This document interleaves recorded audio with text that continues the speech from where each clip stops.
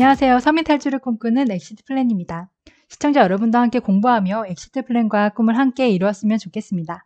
다사다난했던 미국 대선이 마무리가 되고 바이든의 임기가 시작되었는데요. 앞서 저희 채널에서 트럼프와 바이든의 당선 후 시나리오를 다룬 적이 있습니다. 이번 주제는 바로 바이든의 앞으로의 정책 방향과 우리 투자자들의 대응 방법에 대해 영상을 만들어 보았습니다. 이 영상의 기본 자료는 한국은행의 올해 1월 22일자 국제경제 리뷰, 바이든 신정부 재정정책의 주요 내용 및 파급 영향 분석을 바탕으로 했습니다. 이번 영상도 시청자 여러분들께 많은 도움이 되셨으면 좋겠습니다.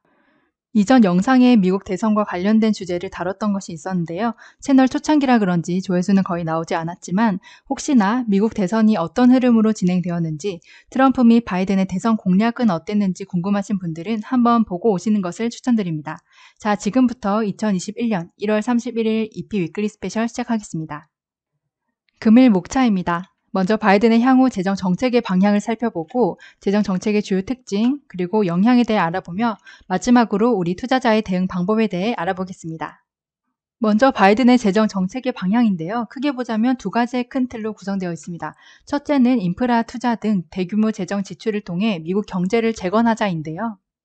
바이든 정부의 재정 관련 주요 공약을 살펴보면 대표적인 것들로는 첫째, 코로나19 대응 경기 부양 시행, 둘째, 친환경 인프라에 2조 달러, 하나로 2,200조 정도의 투자를 하는 것, 셋째, 연방정부에서 미국산 제품 4천억 달러, 하나로 약 440조 정도의 구매를 하는 것, 넷째, 미래산업 R&D 분야에 3천억 달러, 하나로 약 330조가량 투자하는 것, 다섯째, 의료보험 및 교육 지원 확대가 있습니다. 이미 뉴스에서 많이 접해서 우리 시청자 여러분들께서는 아시는 내용이 대부분일 겁니다. 친환경 인프라 구성에 관해서는 주식시장에서도 많이 뜨거운 것이 현 상황인데요. 미국 재정 지출이 GDP에서 차지하는 비중은 줄어들고 있지만 그 파급력은 여전하다는 평가가 많습니다. 특히 친환경 인프라 투자 확대는 글로벌 에너지 및 제조업의 정책과 기술 개발 방향에 큰 영향을 미칠 것으로 예상됩니다. 이에 관해서는 뒤에서 자세히 다루도록 하고 다음 큰 방향에 대해 말씀드리겠습니다. 둘째로는 법인세 및 소득세 최고세율을 트럼프 정부 이전 수준으로 인상하자입니다. 먼저 법인세 최고세율을 21%에서 28% 수준으로 인상하는 것, 미국 기업의 해외 자회사 소득에 대해 증세를 하는 것, 소득세 최고세율을 37%에서 39.6% 수준으로 인상하는 것, 저소득 중산층의 세액 공제를 확대하는 것이 있습니다. 재정자금 조달 방법 또한 미국의 재정 건전성은 물론 안전자산으로서 미 국제 위상 등 국제금융시장에서도 상당한 영향을 미칩니다. 위에 나타난 듯 세제 개편이 시행된다면 2022년 상위 1% 소득 계층의 세후 소득은 15.6%가량 감소하는 반면 중위 계층, 즉 상위 40에서 60%는 세후 소득이 1.1% 증가될 것으로 예상합니다. 대기업 및 부유층 증세를 통해 향후 대규모 재정 지출에 필요한 채수를 확보하겠다는 것인데요. 이를 통해 교통, 주거, 통신, 인프라에서는 1조 1,655억 달러, 하나로는 1,300조 이상의 지출이 예상됩니다. 미국의 제조업 강화에는 7천억 달러, 하나로는 약 800조 정도의 지출, 친환경 에너지에는 4,728억 달러, 하나로는 500조 이상의 지출이, 헬스케어 부문에는 6천억 달러, 하나로는 650조 이상의 지출이 예상됩니다.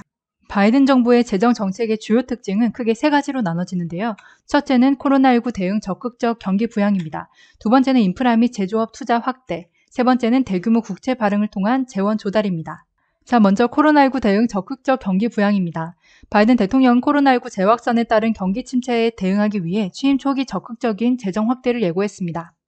현재 미국 경제는 코로나19 발생 이후 4차례에 걸친 총 2.7조 달러 규모의 경기 부양책을 시행했습니다. 그로 인해 개인들의 소비 지출이 4월 이후 회복되는 추세였으나 지난 11월 다시 전월 대비 마이너스를 기록하였습니다.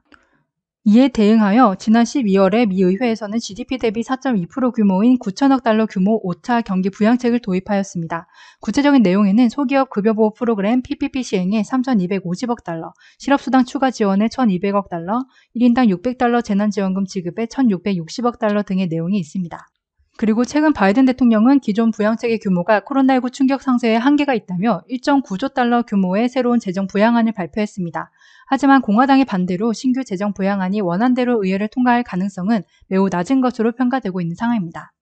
다음은 인프라 및 제조업에 대한 투자 확대입니다. 바이든 정부는 정부 주도의 대규모 인프라 투자를 통해 코로나로 사라진 일자리를 복원하고 친환경 에너지 경제를 구축하고자 하는데요.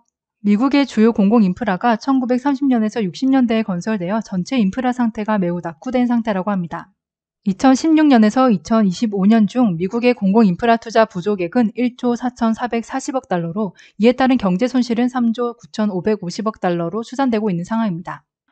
바이든은 낙후 시설 정비, 자동차 산업 인프라 개선, 대중교통 현대화, 친환경 에너지 전환, 고효율 주택 건축 등 임기 중 2조 달러를 투자할 것이라고 합니다. 그리고 미국 제조업 경쟁력 강화를 위해 리쇼어링을 촉진하고 R&D 투자 등 임기 중 7천억 달러 예산을 지출할 것이라고 합니다. 구체적으로는 연방정부가 미국산 제품 및 서비스에 대한 공공조달 규모를 확대하여 안정적인 수요처를 제공하고 전기차, 오지, 인공지능 등 첨단 기술에 대한 신규 R&D 투자를 통해 고부가가치 제조업의 양질의 일자리를 창출할 것이라고 합니다. 인프라 투자 주요 내용에는 도로, 철도, 전력망, 통신망 등 낙후된 인프라 재건을 통한 기후변화의 사전 대비, 그리고 혁신 촉진, 그리고 자동차 산업 발전을 위해 전기차 충전소 50만 개 마련 및 일자리 100만 개 창출이 있습니다. 건축 사업에서는 4년에 걸친 약 400만 개의 상업 건물 개량, 150만 개의 친환경 신규 주택 건설, 200만 개의 기존 주택 단열화 등이 있습니다. 마지막으로 대규모 국채 발행을 통한 재원 조달입니다. 코로나19 대응 과정에서 정부 부채가 급격히 확대된 가운데 바이든 신정부의 재정 확대 기조는 대규모 국채 발행과 정부 부채 누적으로 이어질 전망입니다.